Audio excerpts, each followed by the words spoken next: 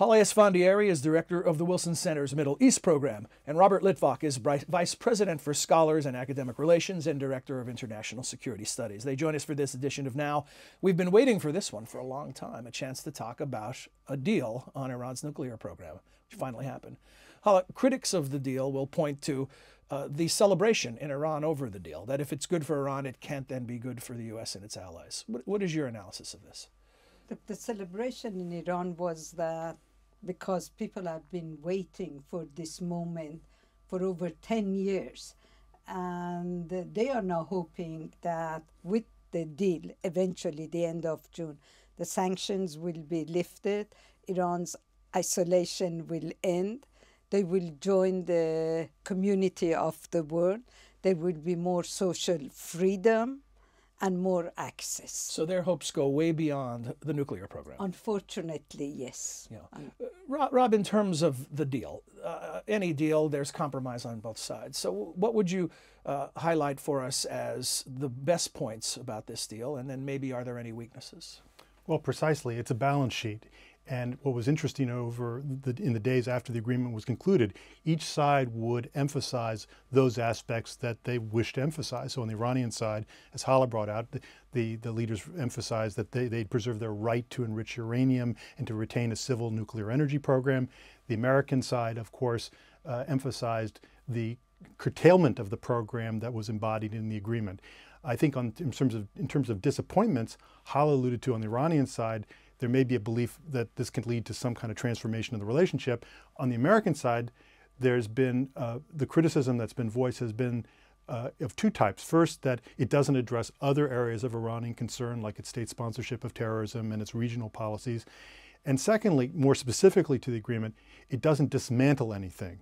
And I think that really was the key to getting to yes on the agreement, that rather than focusing on dismantlement, I think the genius of on the American side, so to speak, and having our Secretary of Energy there, they were able to do technical workouts that would make these facilities such that they were not going to produce weapons-grade fissile material. That was the key. But Rob, look, they have not dismantled Arak, Natanz, and Fordo, but they have reduced the number of centrifuges that can work. And this is, I think, a big concession on behalf of Iran. And the centrifuges they are going to use are the old centrifuges, P1. Right, so, I mean, right. you know. So there's been that, and the difference between what they'll be permitted to have under the agreement and the 19,000 they have now, they're going to be putting the remainder of these centrifuges into some type of storage or mothballing of them. So they're not being taken apart, but they will be rendered not usable during this period of the agreement. Beyond the technical aspects of the deal, which clearly are central and important, but you've written about and talked about things like pride and trust and respect. How much of this deal was about overcoming those barriers as much as any of the technicalities? A lot, because to this day, the Supreme Leader doesn't trust the Americans. But the negotiating team, Foreign Minister Zarif and the President Rouhani have convinced the people, and then hoping to convince the Supreme Leader that Iran's dignity was respected, was preserved. Iran got a lot out of this deal. Iran's sovereignty was never discussed. So, all these little points that are important to Iran, I mean, they sat across the table as equal.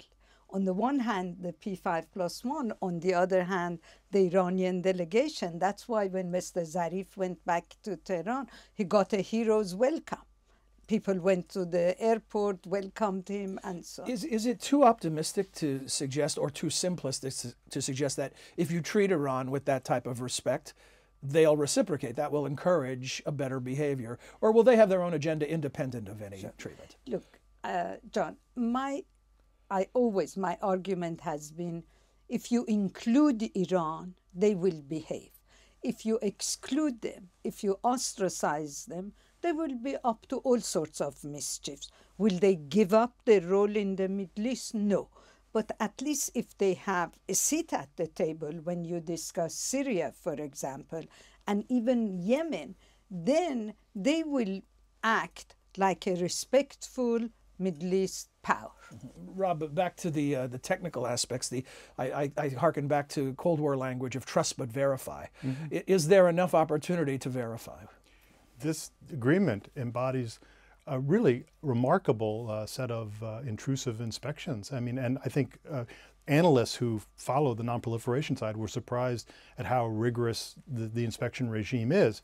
I mean, of course, the proof is in the administration of this agreement, and if there is a suspect site, several years ago when Fordo was discovered, you know, there was a controversy about that. I think it'll be tested over time, but I think what's on paper now is a framework that would provide assurance that Iran is abiding by the agreement. And what are the next markers we should look to? Obviously, Congress is going to have some say. Israel is making all kinds of noise about trying to kill the deal. What are the markers we should look to know and whether we really have a deal? Hardliners. Yes.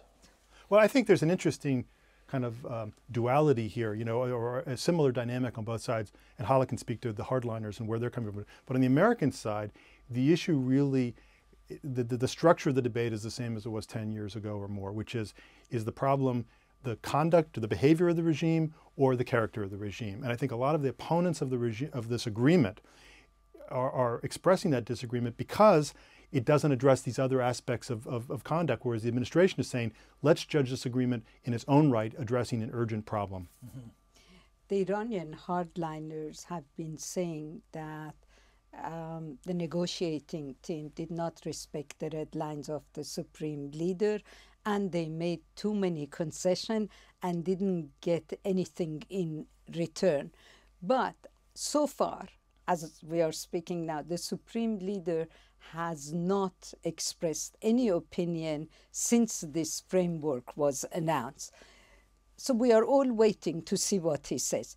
If he supports the framework, then the hardliner will keep silent.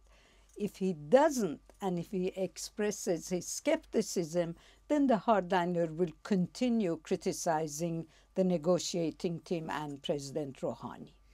Well, this is the early days, and so I'm sure we'll have opportunities to revisit this as the story unfolds. But thank you for joining us. Thank you. Thank you, John. Thank you.